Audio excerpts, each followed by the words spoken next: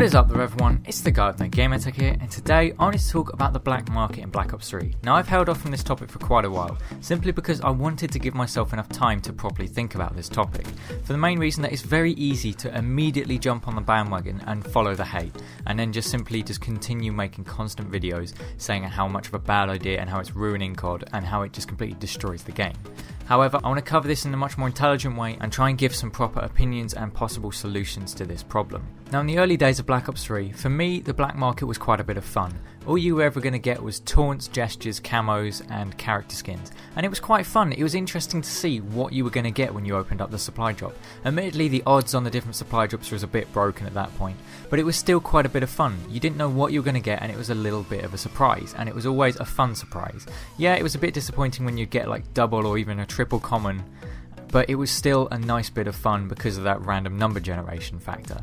Then they decided to add in knife skins, and to me that was still fine. It made it even more fun because it was like, oh, I might get a knife skin, that will look really cool. I'm really excited because I want to try and get this skin. And if you didn't, it's like, oh, I didn't get it, but I've still got the stuff I've been given from the supply drop. It's still fun, it's still just cosmetic. As soon as they decided to add supply drop weapons, that was when the community got completely outraged, and for me personally it made supply drops a lot less fun to open, because a lot of the time it was a big letdown. It was like, oh yeah, I got this camo but I didn't get a weapon, and that's what I would like to use, because a new weapon is a lot more content for the game. That new weapon requires a new playstyle, it requires you to learn the weapon, the recoil, and what attachments work best for it. It's a lot more content available for the player, and unfortunately it's hidden behind a random number generation wall, and that made it a lot less fun because every supply drop felt like a letdown from then on after, because it was not a weapon, it wasn't that extra content, it was just a skin. And that's the thing, when the supply drops were just cosmetic, they were a lot of fun because you were just getting cosmetic items, and it meant that you could make your character look different to everyone else's. When they added the weapons, it was a case of, I want that weapon because that's more content, but I'm not getting that weapon, so I'm upset. And that was one of the main problems with it. And what's more, I feel that the supply drop weapons have also added an element of toxicity to the community. Firstly, you had the blackout the black market, which in a way wasn't a too bad a thing. It was the community voicing their opinion that they did not want this to continue. However, it's also led to a lot of toxicity, because people that did do supply drop opening videos, they just got absolutely ripped into by the community for it, because people hated the fact that people were actually giving Activision money for these weapons, and people were absolutely outraged at that, and it led to a lot of hate towards people. And what's more, in game, I found with myself personally, if I got killed by a Marshall 16, a FAMAS or an MP40, sometimes I would just have an immediate reaction, oh, another pay to win weapon, or oh, how much money did you spend? And it adds this really horrible toxic element to just gameplay, because it makes people suspicious of everyone else, and it's not a good thing for the health of the game or the health of the community, and that is a big problem with it. Admittedly, it's come to the point now where I've just sort of accepted that actually these people probably didn't pay. Who knows what they did? If they did pay, well, that's their choice. It's their money. They can do what they want with it. I don't really care.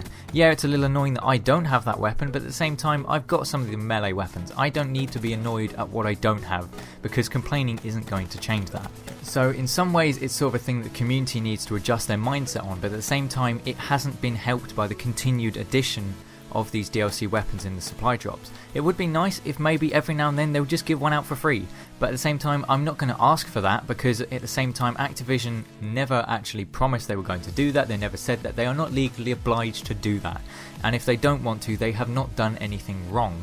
It's just the principle isn't as good as other companies. And I do kind of understand to an extent Activision's decision to add weapons into the supply drops. They wanted to make money out of these supply drops, and the cosmetic items weren't giving them the profits they were looking for. Now when they added weapons, it meant a lot more people were buying it, so they were making a lot more money from these supply drops, and simply they decided that was a reason to continue going on with it. Now, I would argue that you can make a lot of money out of the cosmetic items and supply drops. The main system they're following with this idea is Counter-Strike, and that makes so much money out of simply cosmetic items. And there's a key difference between the cosmetic items in Black Ops 3 and the cosmetic items in Counter-Strike. Firstly, you've got the ability to trade, bet and pay money to other players for the skins they have if you want that skin in Counter-Strike. That is a very key system that the game really could do with having. But also, the skins are designed for specific weapons. They are specifically designed to look good on that weapon. and that is the key difference. Whereas in Black Ops 3, you've got the case of you have all these camos and they go on any weapon. So many of the camos don't actually look that good on most of the weapons. They might look good on one or two, but a lot of them it's like, well, that really just looks a bit crap. And a lot of the camos don't even look that great. Yeah, the rare and common ones, they don't need to look fantastic, but some of the epic ones, they just look a bit meh.